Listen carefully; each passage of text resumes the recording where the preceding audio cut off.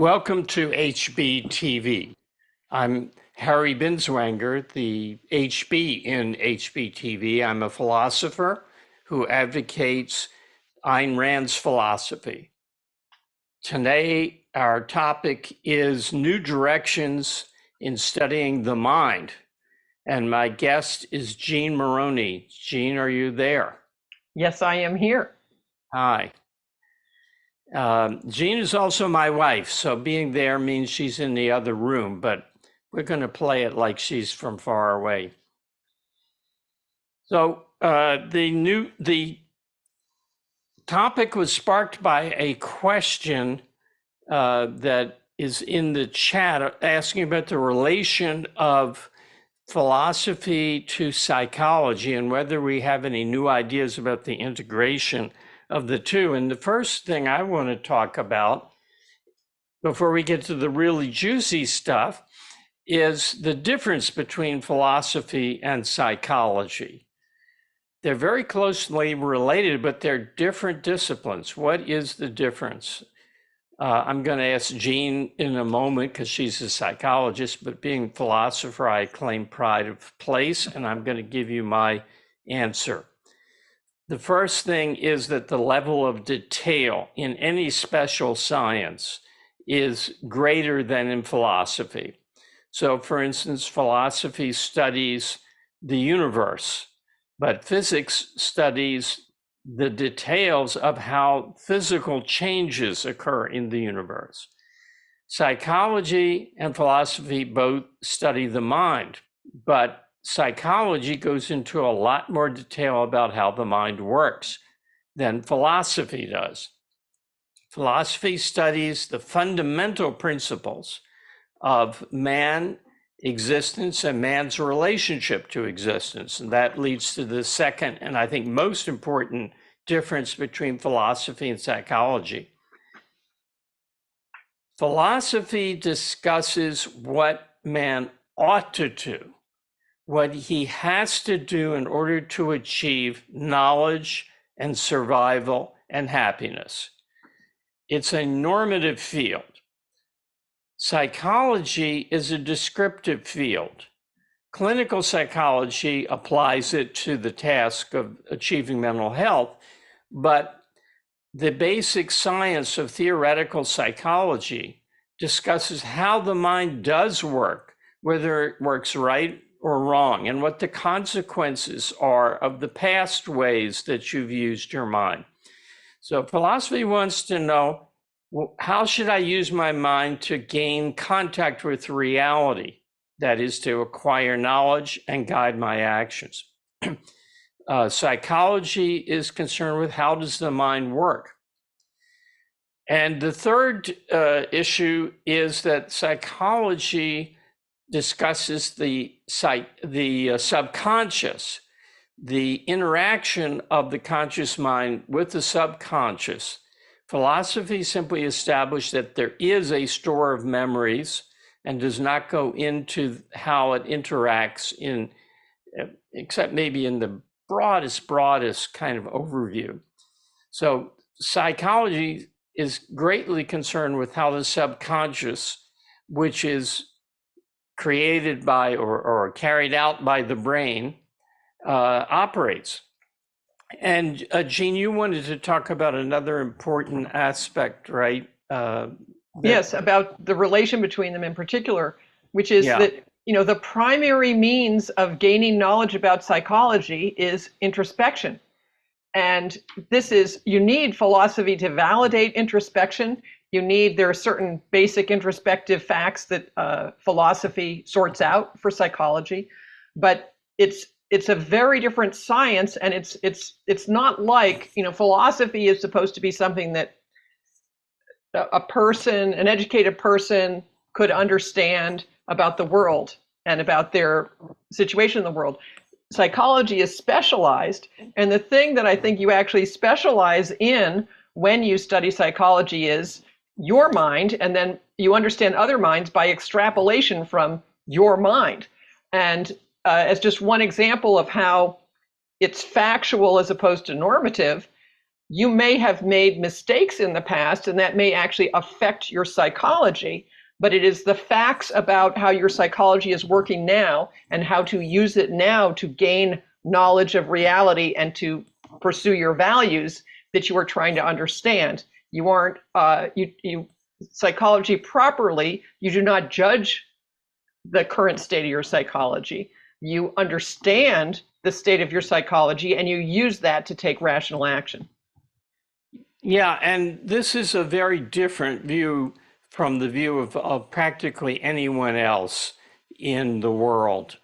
That is, I can think of a few people who agree with this on this, but introspection is the means of knowing psychology, not surveys, not studies, not having hundreds of freshman psychology majors fill out questionnaires or engage in tests. It's the method of introspection. And the next question that we got was, how do they integrate philosophy and psychology? Well, philosophy has to recognize first that you're conscious, which a lot of philosophies do not hold. The materialist philosophies, people like today, Daniel Dennett, D.M. Armstrong, these people are materialists. Practically all philosophers incline towards materialism, even if they don't go a full hog on materialism. And the number of philosophers who accept the validity of introspection, which is the second point, is really small. And the third point, that you really need to understand the mind of a human being, is free will.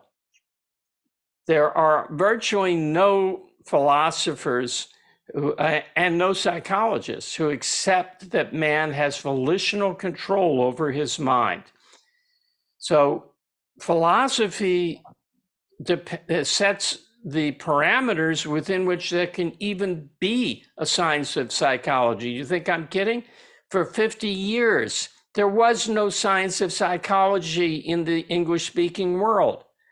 Instead, there was something called behaviorism, which proceeded from the philosophical doctrine of materialism and said consciousness is a myth. We can't put consciousness in a test tube, said James Watson, I think it was John Watson. Watson at the turn of the century was the first behaviorist. John? I'm pretty sure. Well, anyway, not the guy who discovered DNA, but a real bad guy in the history of philosophy. And then more familiar names like B.F. Skinner just totally dominated the field. And it all came out of bad philosophy. It wasn't originated by the psychologists. It was originated by a philosophic dogma that said things have to be defined operationally. And if they're not subject to the logical positivist tests for meaning, then they're no good.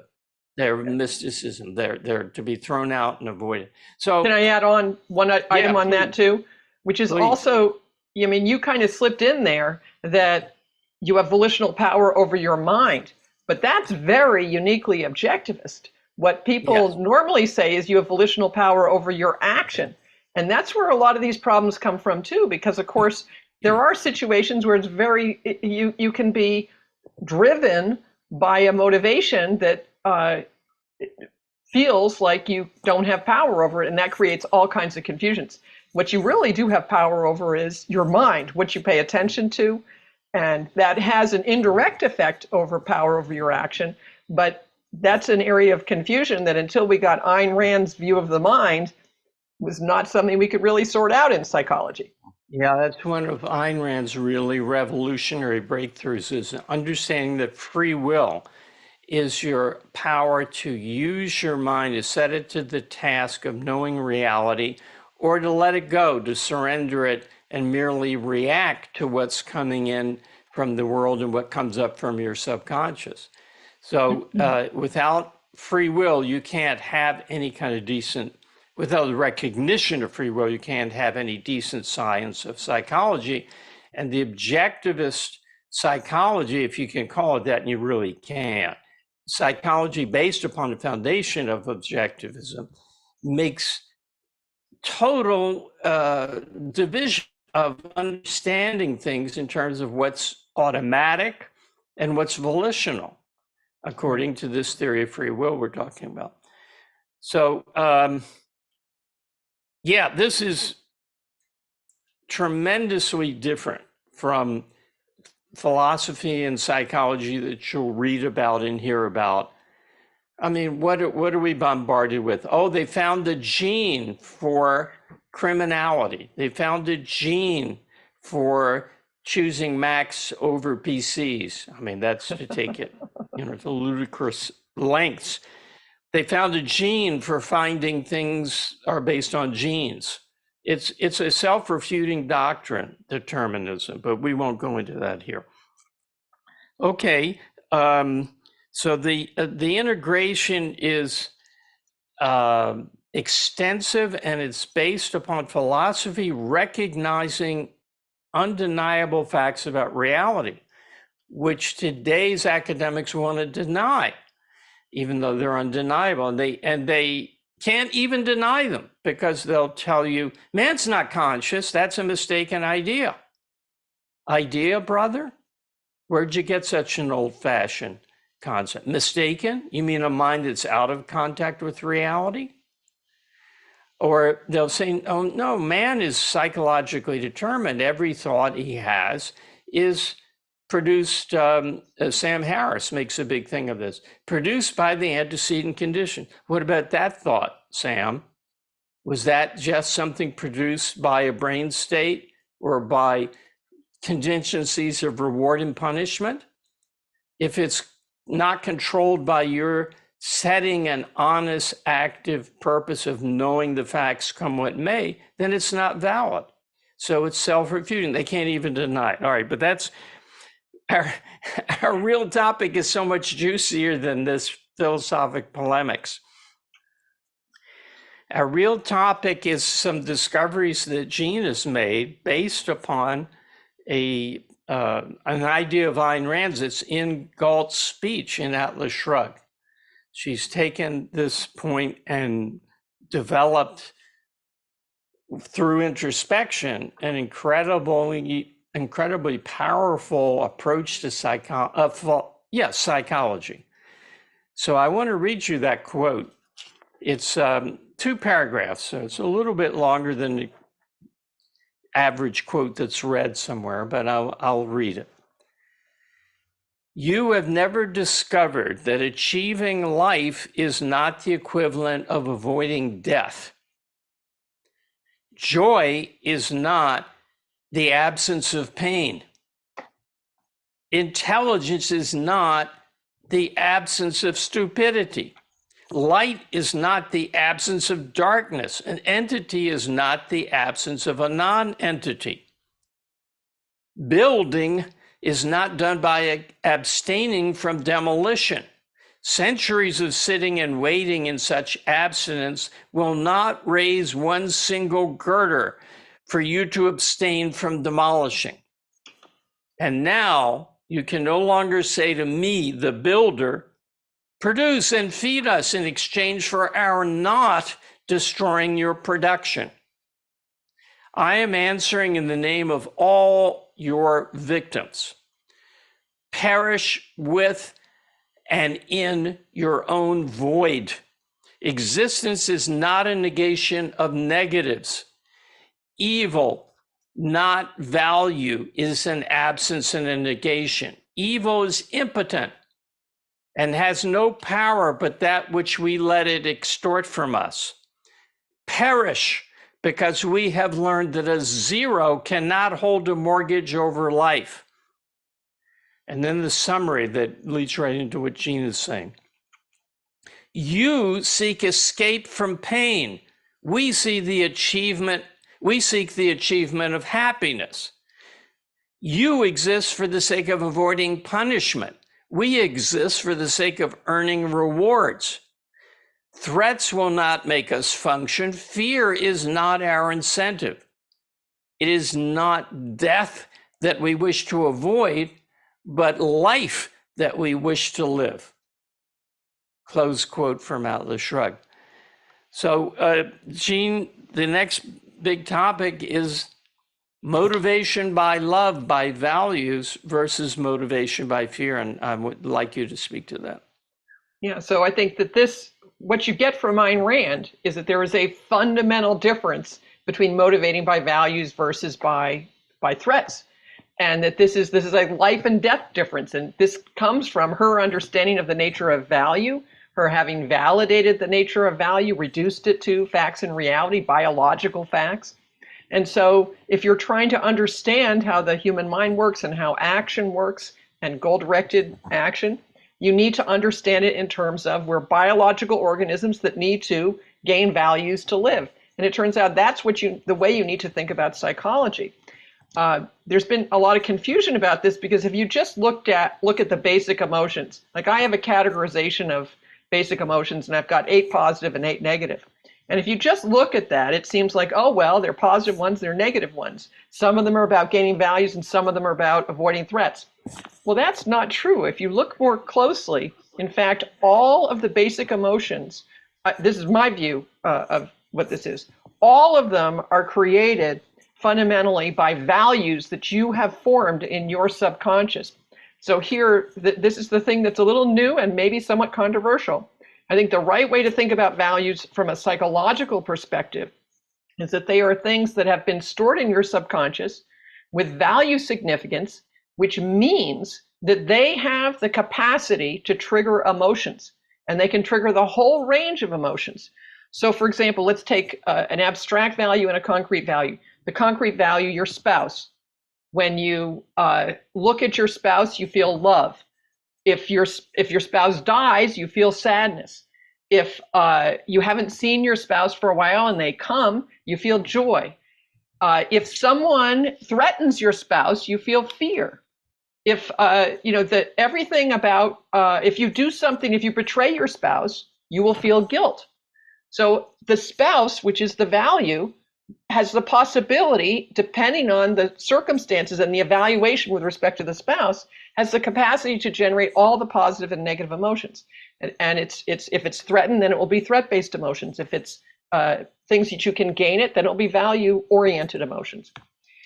And the same thing is true, say, for a career, right? If you have a central purpose, you have something that you are very excited about doing in your life, or say a more mundane goal, you will feel desire to act, to gain, and keep it because it's stored as a value. When you succeed, you will feel joy. If something happens that puts it into jeopardy, or it might be in jeopardy, you'll feel fear. If it is in jeopardy, you'll feel sad, or maybe despair if it looks like you aren't going to be able to get it. So the values that you form are, in fact, the source of essentially, for a normal, decent person, essentially all of your emotions are caused by the values, not by the threats. Now, some of the emotions actually point your attention to the threat. So like if you, say you're a professor and you're trying to write a grant and the deadline is looming and you're afraid you're not going to make the grant. The fear is going to direct your attention to the deadline, not the grant, but the fear is caused by your desire to get the grant, the value of the grant. So the values are the cause, even though sometimes the emotions point you toward not the value, but the threat. So that's, I think, just even having that orientation to not treat emotions as equal when they're positive and negative, but to see them all as coming out of values, that is heavily influenced by Ayn Rand, and I think that really explains a lot about psychology and how to change your psychology. If for some reason your values are not in alignment with what you think is in your best interest. I just wanted to mention that the idea that emotions come from values and value judgments is in Aristotle quite definitely. And a lot of the more serious traditional thinkers recognize that, but Ayn Rand has brought it back, amplified it, and you've added this. I mean, this point is like implicit in, I think, that beneath the threat is a value that's being threatened, because fear is that kind of thing. Right. But you've really developed this understanding of the difference between motivation by values and motivation by the desire to avoid a threat.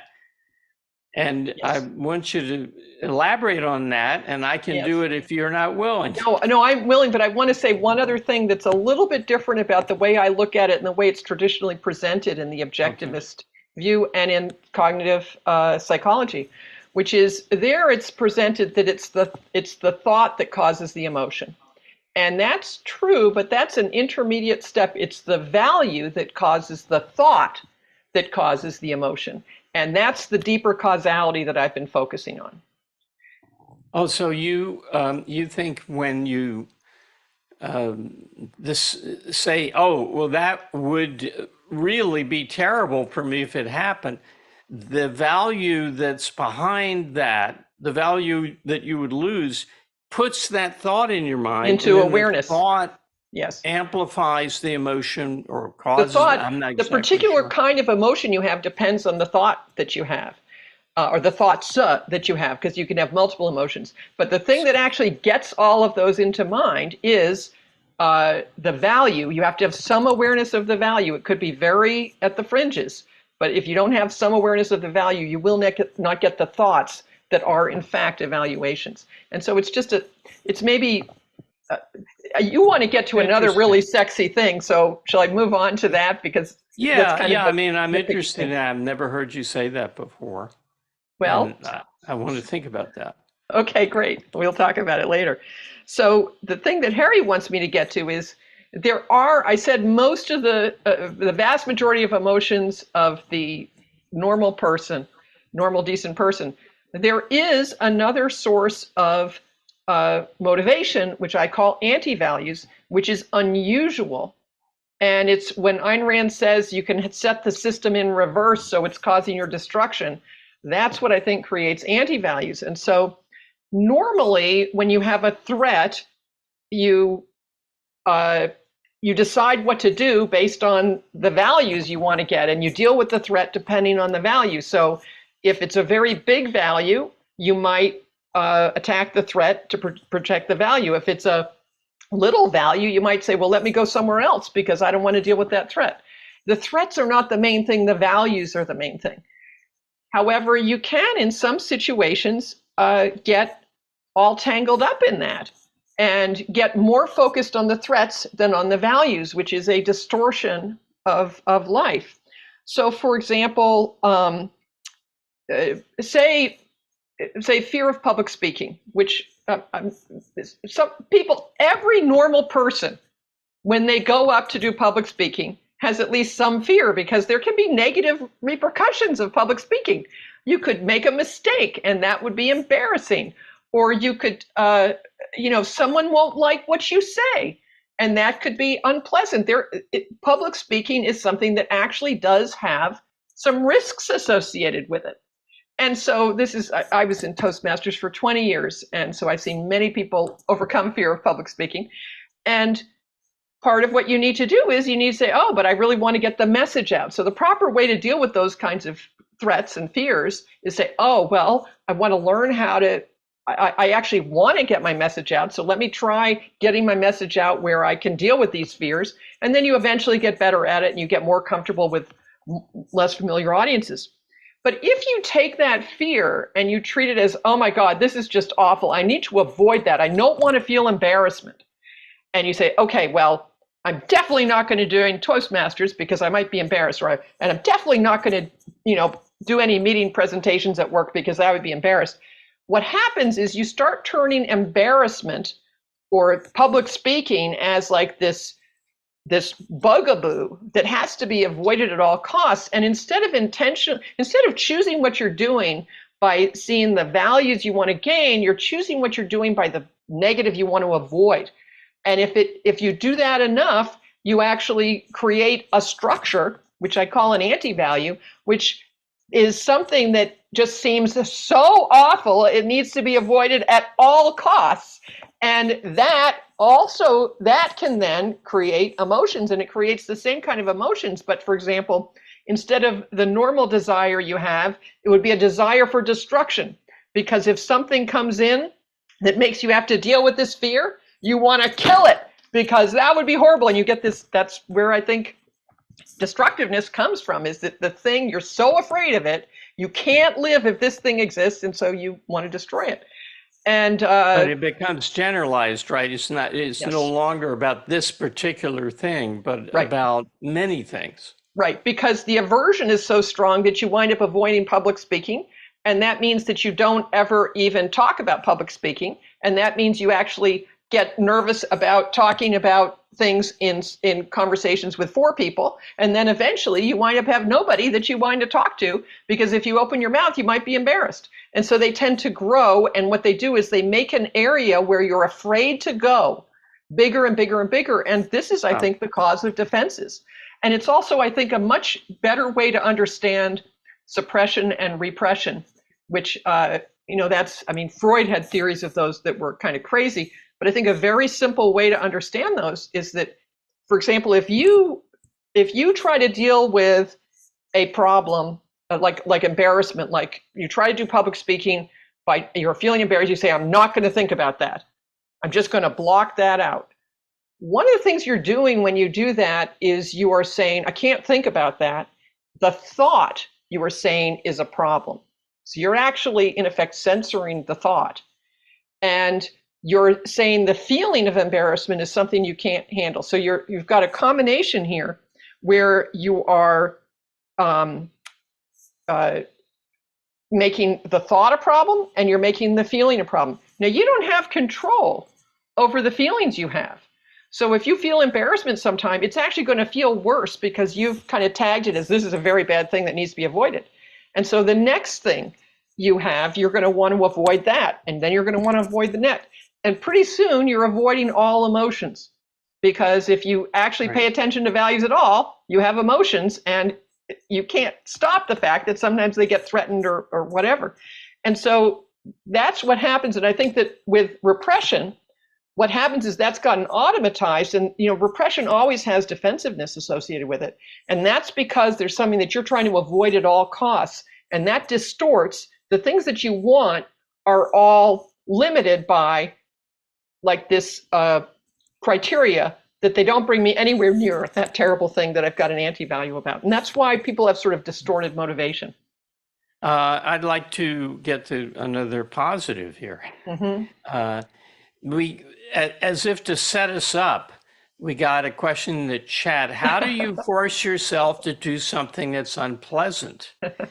And as I do that every morning, I jump into the swimming pool, no matter how cold it is in the air, and no matter how cold the pool is, although it doesn't get very cold in the pool in Florida. So you have developed a way to think about this and process it. I'd like you to explain that. Right. So first of all, you should never force yourself to do something. Forcing your mind is wrong when other people do it to you. It's wrong when you do it to you.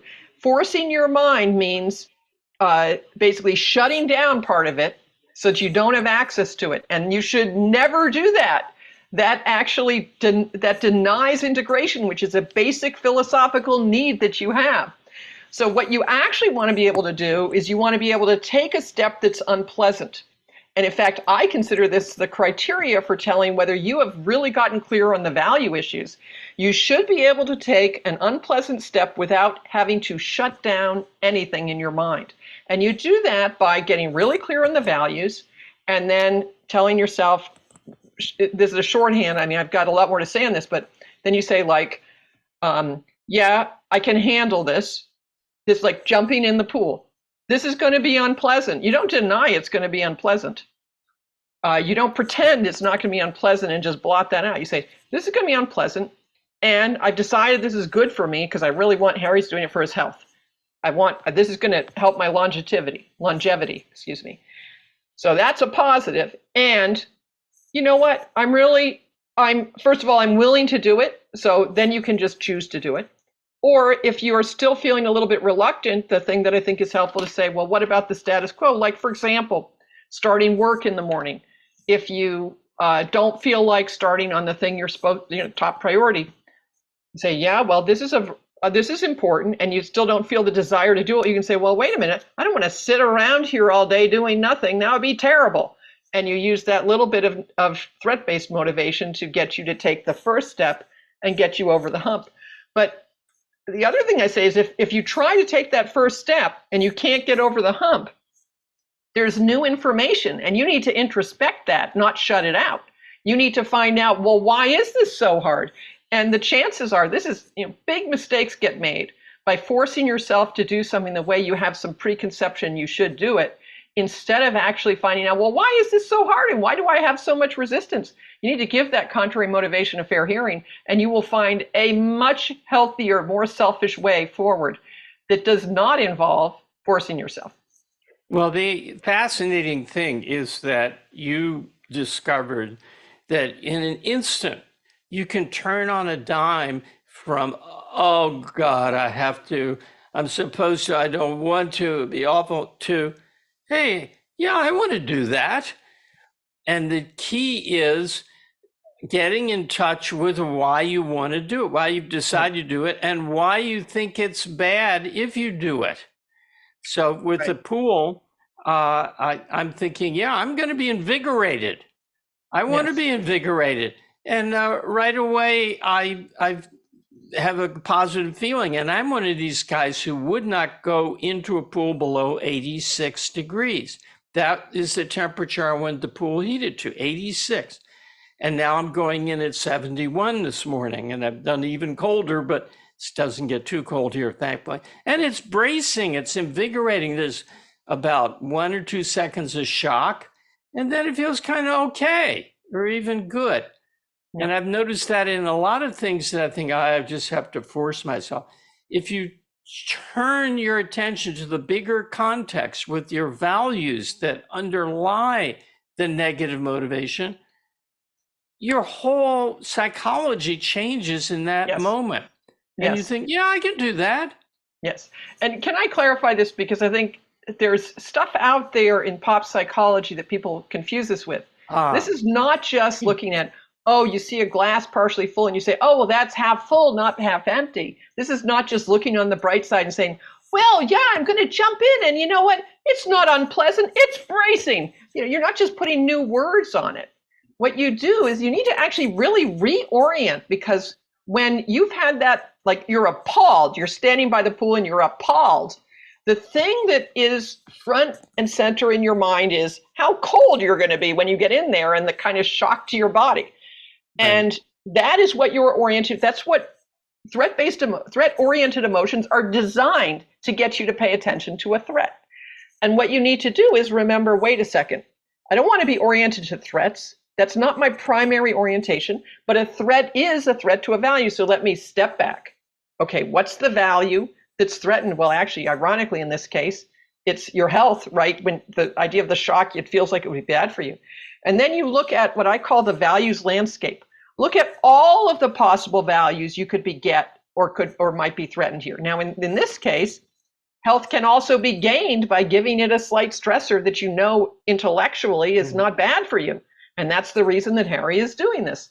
And it's, and you know that it won't kill you. So like it feels like it's going to kill you, right? You have this out of context emotion. Oh, it's going to be terrible. And you need to bring in the intellectual context. It's actually not going to kill me. It could be actually pretty unpleasant. And the first time he didn't know it was going to be bracing.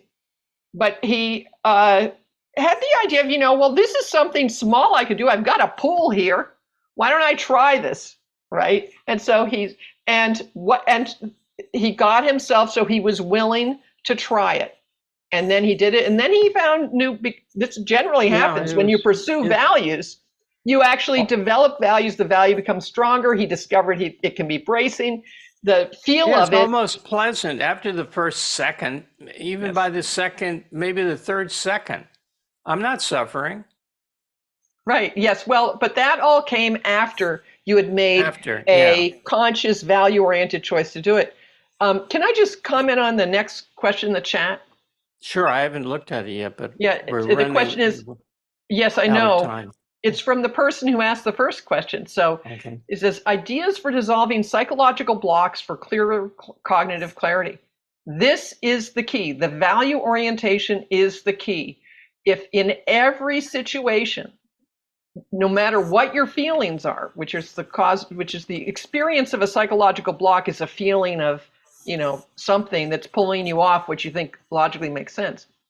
If in every such situation you get clearer on, well, what are the real values at stake? So you give contrary motivation to fair hearing, you get clear on all the values at stake, and then you make a judgment about what's the biggest value for me here, now. That is taking a selfish step.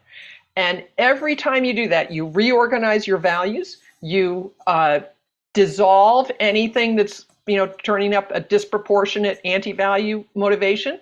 And the action is a cognitive action of getting clearer on your values, which is the most important thing. So that's what I actually recommend. Good. And I think we have to stop here.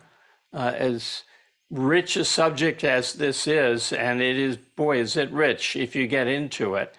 So I want to thank you, Jean, for appearing on HBTV, and I'm sorry we have to. Yes, I'm sorry that we have to end at this time. We're already 10 minutes late, so I'll say goodbye for now. See you next Monday.